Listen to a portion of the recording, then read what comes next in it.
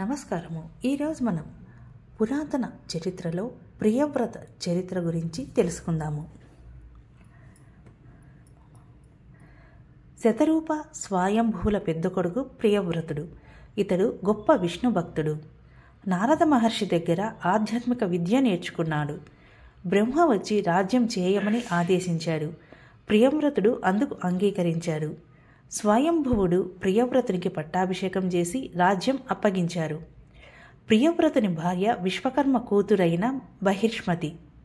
ఈ దంపతులకు 10 మంది కొడుకులు. వారు అగ్నిద్రుడు, ఇద్మజింహుడు, యజ్ఞబాహువు, మహావీరుడు, హిరణ్యరేతసుడు, ఘృతపృష్ఠుడు, సవనుడు, మేధాతిథి, వీతిహోత్రుడు, కవి అనే 10 మంది కొడుకులు, ఊర్ధ్వస్థితి అనే ఒక్క కూతురు జన్మించారు. ప్రియవ్రతునికి మరో భార్య వల్ల ఉత్తముడు, తామసుడు, రైవతుడు అనే 3 కుమారులు పుట్టారు. ప్రియవ్రతుడు ఎక్కిన రథం, నడిచిన మార్గాలు 7 సముద్రాలు 7 ద్వీపాలు అయినాయి. ప్రియవ్రతుడు తన కూతురైన ఊర్ధ్వస్వతిని శుక్రునికిచ్చి వివాహం చేశాడు. వీరికి దేవయాని పుట్టింది. ప్రియవ్రతుని తర్వాత అగ్నిద్రుడు రాజు అయ్యాడు.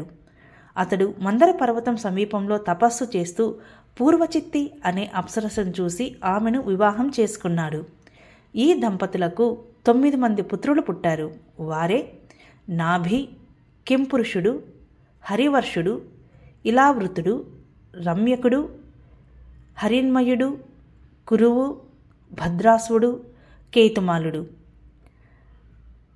ఇక నాభి భార్య పేరు మేరుదేవి, కింపురుషుని భార్య ప్రతిరూప, హరివర్షుని భార్య ఉగ్రద్రష్ట, ఇలావృతుని భార్య లత, రమ్యకుని భార్య రమ్య, హిరణ్మయుని భార్య శ్యామ, కురుని భార్య పేరు నారి, భద్రాసుని భార్య భద్ర, కేతుమాలుని భార్య దేవనీతి. నాభి అనేక యజ్ఞాలు చేశాడు. నిత్యం శ్రీమూర్తిని భక్తితో పూజించేవాడు. విష్ణువు ప్రత్యక్షమయ్యాడు. విష్ణువు వంటి కుమారుడు కావాలనని నాభి ప్రార్థించాడు. విష్ణువు అందుకు అంగీకరించాడు. మేరుదేవి నాభులకు విష్ణువు సుతుడై జన్మించాడు. 21 అవతారాలలో అనగా 21వ అవతారం ఋషభుడు.